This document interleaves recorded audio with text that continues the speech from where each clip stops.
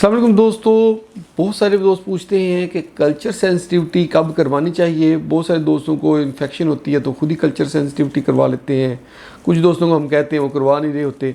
तो आज हम बात करते हैं कि कल्चर सेंसिटिविटी कब करवानी है और वो ये होती क्या चीज़ है। देखें, अगर किसी को इन्फेक्शन हुई है, फर्स्ट टाइम पे हुई है, तो उसके लिए जस्ट एंटीबायोटिक दिए जाएँ और कल्चर ना करवाया जाए, एम्पिरिक थेरेपी दे दी जाए। तो अगर उसे इम्प्रूवमेंट आ जाती है तो कल्चर की ज़रूरत ही नहीं, मरीज़ ठीक हो गया।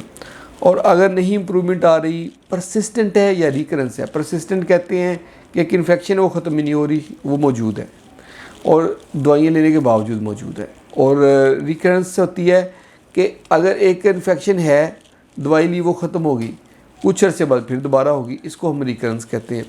तो ये दो तरह की इन्फेक्शन है। हम देखने के कल्चर फिर अब इसमें करवाना है। अब हम देखेंगे कल्चर होता क्या है, इसको बात को ज़रा खोल लेते हैं।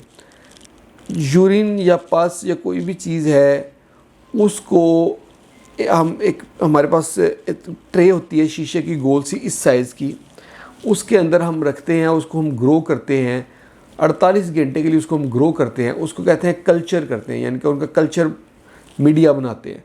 कल्चर मीडिया जब बनाते हैं तो वो वहाँ पे उनको हम ऐसी चीज़ें देते हैं या जिससे वो एगर कहते हैं, जिससे वो ग्रो करें। तो जो भी उसमें बैक्टीरिया होता है वो ग्रो करना शुरू कर देता है। मोस्टली ये एक नस्ल ही होती है, बहुत कम ये 2 या 3 नस्लें होती हैं, लेकिन ज़्यादा चांस होता है कि एक नस्ल का बैक्टीरिया वो वहाँ ग्रो कर रहा होता है।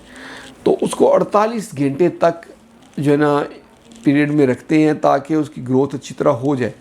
48 घंटे के बाद उसको हम माइक्रोस्कोप में देखते हैं कि ये कौन सा बैक्टीरिया था, कौन सा जरासीम था। तो उससे हमें पता चल जाता है।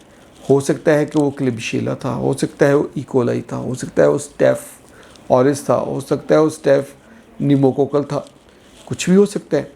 तो ये टेस्ट हमें, कल्चर टेस्ट, सिर्फ कल्चर हमें बताएगा कौन सा ये बैक्टीरिया है और ईज़िली पता चल जाता है। आगे सेंसिटिविटी, दूसरा लफ्ज़ आता है कल्चर एंड सेंसिटिविटी। सेंसिटिविटी में हम ये चेक करते हैं कि हम कुछ, हमारे पास एंटीबायोटिक्स के सैंपल्स पड़े होते हैं, कुछ 15-20, हम इनको अलग-अलग डालते हैं जो कल्चर ग्रोथ की होती है। तो हर एक अलग एंटीबायोटिक उसमें अपने में डाल देते हैं। हमें पता चलता है जी 15 हमारे पास डिशेज़ हैं, 15 में हर एक में एक एंटीबायोटिक डाल दिया।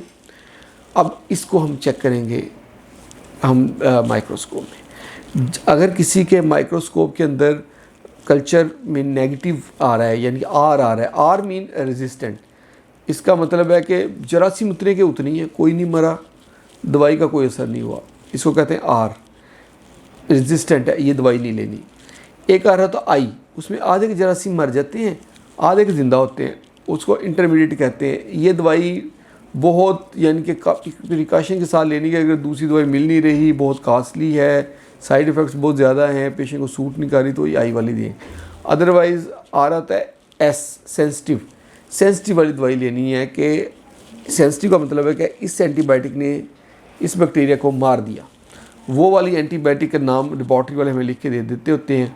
वो 1 भी हो सकती है, 2 भी हो सकती हैं, 10 भी हो सकती हैं। वो हम पेशेंट को देते हैं कि ये पेशेंट ये मेडिसिन ले, और उससे उसकी इन्फेक्शन जो है ना वो सेटल हो जाती है। इसको हम कहते हैं culture sensitivity report. Culture sensitivity report के मुताबिक फिर हम एंटीबायोटिक्स दे दें तो पेशेंट इम्प्रूव हो जाता है।